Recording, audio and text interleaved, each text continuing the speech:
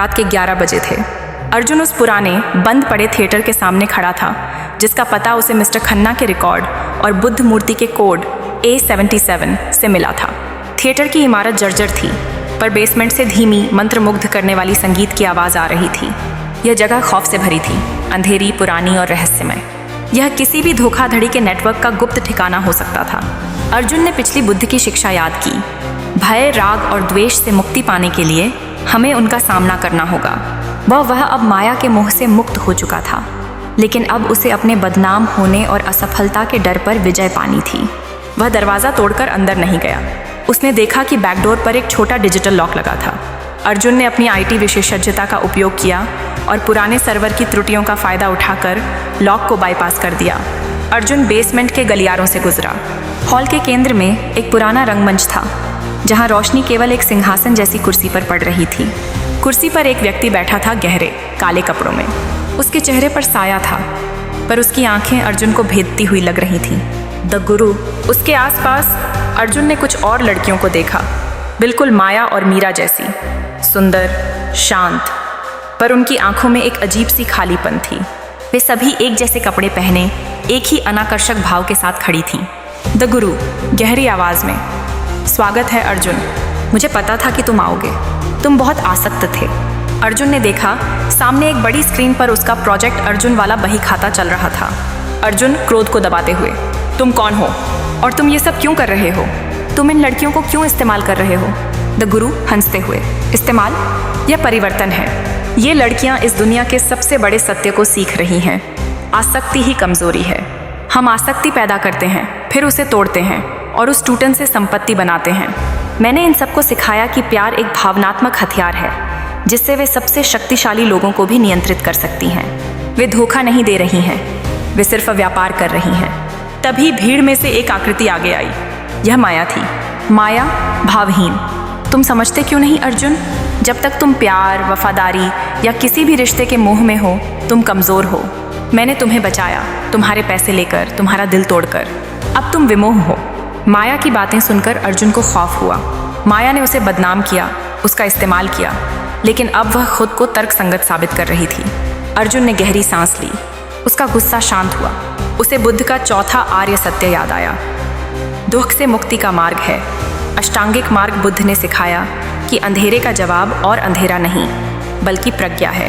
अर्जुन शांत आवाज में, तुम सबको लगता है कि तुम शक्तिशाली हो क्योंकि तुमने अपने अंदर की आसक्ति को मार दिया है, लेकिन तुमने उसे मारा नहीं है गुरु। तुमने उसे अंधेरे की तृष्णा से बदल दिया है। सत्ता की तृष्णा, नियंत्रण की तृष्णा, यही तुम्हारा दुख है। अर्जुन ने अपनी जेब से एक छोटा रिकॉर्डिंग डिवाइस निकाला, जिसे उसने बेसमेंट में प्रवेश करते ही ऑन कर दिया था। अर्जुन, तुमने कहा तुम मेरी आसक्ति तोड़ रहे हो, लेकिन तुमने इन लड़कियों की आत्माओं को तोड़ दिया है। क्या तुम जानते हो गुरु, तुम्हारी सबसे बड़ी कमजोरी क्या है? तुम्हारा अहंकार। तुम सोचते हो कि तुम सब कुछ नियंत्रित कर सकते हो। अर्जुन ने स्क्रीन पर चल रहे प्रोजेक्ट अर्जुन बही खाते की ओर इशारा किया। अर्जुन, यह बही खाता तुम्हारी सत्ता नहीं, बल्कि तुम्हारा सबूत है। मैंने इसे ऑनलाइन क्लाउड पर मिरर कर दिया है और इसका कोड है द गुरु का मायाजाल। तुम बच नहीं पाओगे। द गुरु की शांत भंगिमा टूट गई। उनकी आंखें अब डर और क्रोध से भरी थीं। द गुरु चिल्लाते हुए, तुमने क्या किया? माया, इसे रोको। माया आगे बढ़ी, पर वह हिचकिचाई। उसने अर्जुन की शांत, आत्मविश्वास से भरी आंखों में देखा। वही आंखें जिनमें कभी केवल प्यार था, अब प्रज्ञा से भरी थीं। माया ने उस अंधेरी रात का सच याद किया, जब द गुरु ने उसे ब्लैकमेल करके इस जाल में धकेला था। अचानक एक और लड़की जो समूह में खड़ी थी, मीरा, ने फुसफुसाते हुए कहा, हम थक गए हैं गुरु, हम और इस्तेमाल नहीं होना चाहते। इस विद्रोह ने द गुरु को खौफ में डाल दिया। वह अपनी कुर्सी से उछला और भागा। अर्जुन माया को देखते हुए, माया, तुमने मुझे बदनाम किया, मेरा इस्तेमाल किया, लेकिन मैं जानता हूँ कि तुम भी इस माया जाल की शिकार हो। अब तुम्हारे पास एक मौका है। सत्य का रास्ता चुनो या हमेशा के लिए इस अंधेरे में फंसी रहो। माया ने धीरे से अपना फ़ोन उठाया और 100 डायल किया। द गुरु ने थिएटर के बैक एग्जिट की ओर भागना शुरू कर दिया। अर्जुन जानता था कि उसका काम अभी खत्म नहीं हुआ है। द गुरु भाग रहा है और अब उसे अपनी आज़ादी और बदनामी के दाग को मिटाने के लिए आखिरी लड़ाई लड़नी होगी। यह सिर्फ ज्ञान की नहीं, बल्कि कर्म की लड़ाई थी। जैसे ही माया ने पुलिस को फ़ोन किया, थिएटर में भगदड़ मच गई। द गुरु एक खुफिया दरवाजे से बाहर भागा। अर्जुन जानता था कि अगर आज यह आदमी भाग गया तो अर्जुन के माथे से बदनामी का दाग कभी नहीं मिटेगा और यह गिरोह फिर से अपना धंधा शुरू कर देगा। अर्जुन उसके पीछे भागा। वे एक सुनसान अंधेरी गली में पहुंच गए। गुरु शरीर से भारी था, लेकिन डर की वजह से बहुत तेज भाग रहा था। भागते भागते गुरु ने जेब से कुछ निकाला और कोने में फेंक दिया। अर्जुन चिल्लाते हुए, गुरु कहाँ भाग रहे हो? तुम सच से नहीं भाग सकते। गुरु रुका।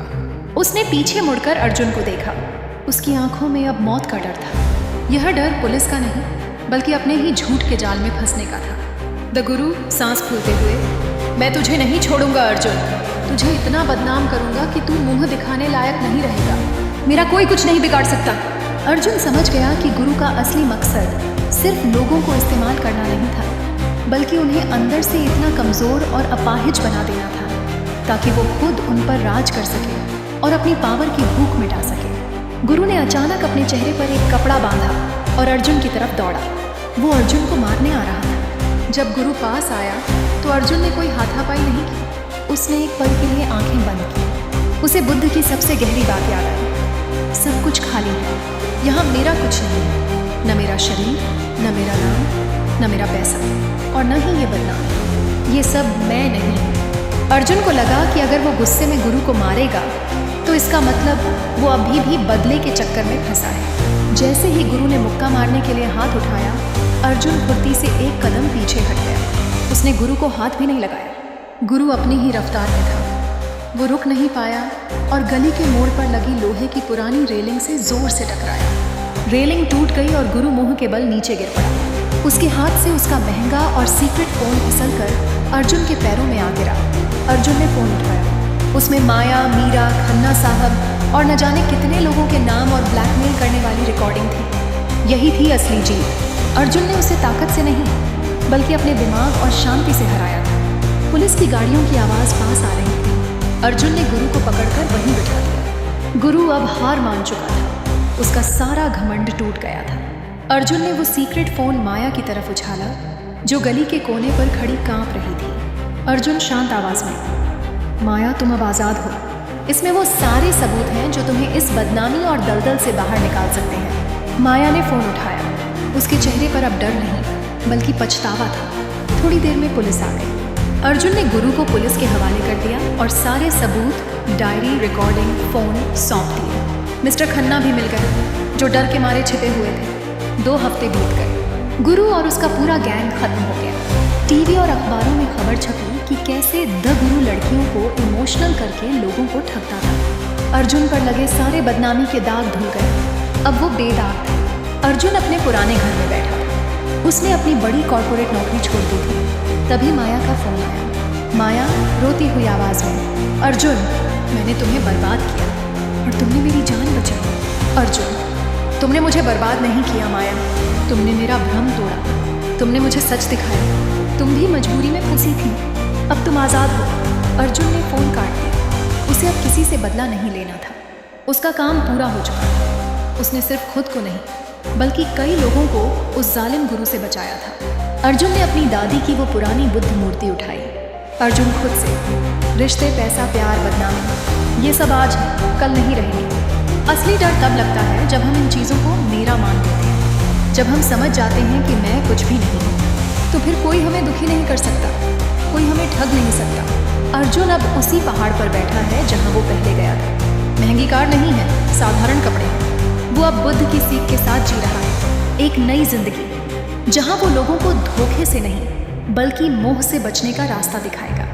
उसकी आंखें अब पहले से ज़्यादा शांत थीं। यही था विमोह, धोखे से निकलकर सच को पाने का सफर। तो दोस्त, अर्जुन की कहानी हमें एक ही बात सिखा, ये दुनिया हमें तभी तक डरा सकती है जब तक हम किसी को अपना मानकर चिपके रहते हैं। जिस दिन आप खोने के डर से ऊपर उठ जाओगे, उस दिन बड़े से बड़ा गुरु या दुश्मन आपके सामने घुटने टेक देगा। बुद्ध ने कहा है, दीपक को रोशनी के लिए किसी और की जरूरत नहीं होती, वो खुद जलता है। इसलिए अपनी ताकत खुद बनाओ। अगर अर्जुन की इस जीत ने आपके अंदर भी जोश भरा है तो लाइक बटन जरूर दबाएं। कमेंट में लिखिए नमो बुद्धाय, क्योंकि जीत हमेशा सच की होती है। इस वीडियो को शेयर करें ताकि कोई और किसी माया के जाल में ना फंसे। और बोधि काल कथा को अभी सब्सक्राइब करें। मिलते हैं अगली कहानी में, तब तक के लिए नमो बुद्धाय। अपना ध्यान रखिए, सुरक्षित रहिए।